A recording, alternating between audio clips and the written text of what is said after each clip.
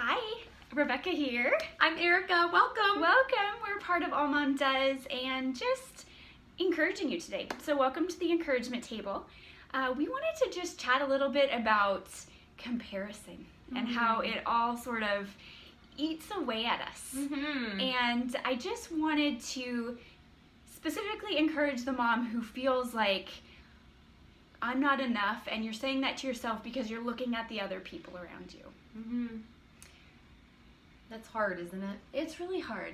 And I think about sort of the journey my husband and I have had in owning our own house. So we lived in a townhome, and through just all these terrible circumstances, we ended up having to short sale this home. And at the time that we were short selling it, a lot of our friends were purchasing their first homes, and it was really exciting, but we were losing our first home, and we just were feeling like we're failing. We're not as good as so-and-so. We didn't, do what so-and-so did. And I finally got to the point one day where I just said, God, I need to look at you rather than compare my situation to those around me. And it really started to change my perspective. It is. You have to make that shift, and it can be a hard shift sometimes. I love the quote that says, a flower doesn't look at the flower next to it. It just blooms. Love that. But let me put some weight behind that, because it sounds like all fluff, and you're like, well, do you compare? Yeah. I compare myself. Let me tell you what I struggled with this weekend.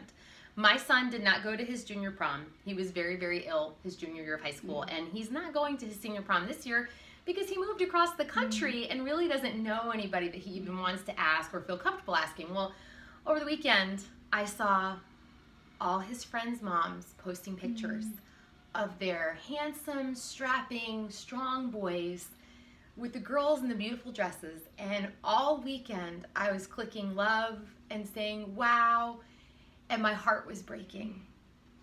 And I had to remind myself, and I reminded my son, who told me he was struggling seeing the pictures, comparing himself.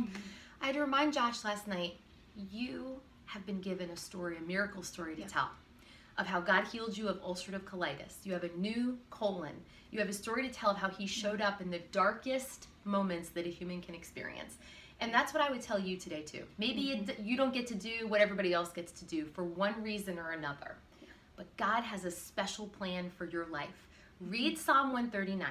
You were designed in your mama's womb. And that's, by the way, I'm talking to myself right now. God gave that to me as Rebecca was speaking. He knit you together. There's a plan. If you're going to knit something, you better have a plan. He has a plan for your life. And I will say that sometimes God lets you lose something so that you can gain something even better. Because we walked a long time in our house journey to be finally brought to this house that our landlord was able to sell to us below market value. We've been blessed with a new roof that we didn't have to pay for, a new water heater, just all these situations fell into place. We did not do any of these things. It was God saying, this is now your time.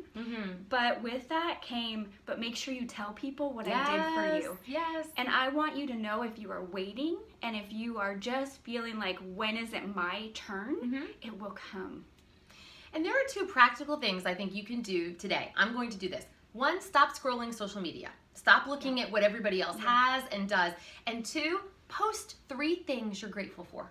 It is amazing when you pull it back from the comparison to the, whoa, this good thing is going on. I don't care if you got bread on sale. Like, pick 3 things. They may seem insignificant, but when people see you posting your gratitude, it shifts their perspective too. It's amazing. Gratitude is the key. Start there. You're enough. You're loved. You are. Thank you for being here. I hope that you can find us on Facebook, like us on Facebook, follow us here on Instagram, and you can subscribe to our YouTube channel as well. And of course, visit the blog allmomdoes.com. And we just love to hear from you and see you, and welcome. And read Psalm 139. You're going to be glad you did.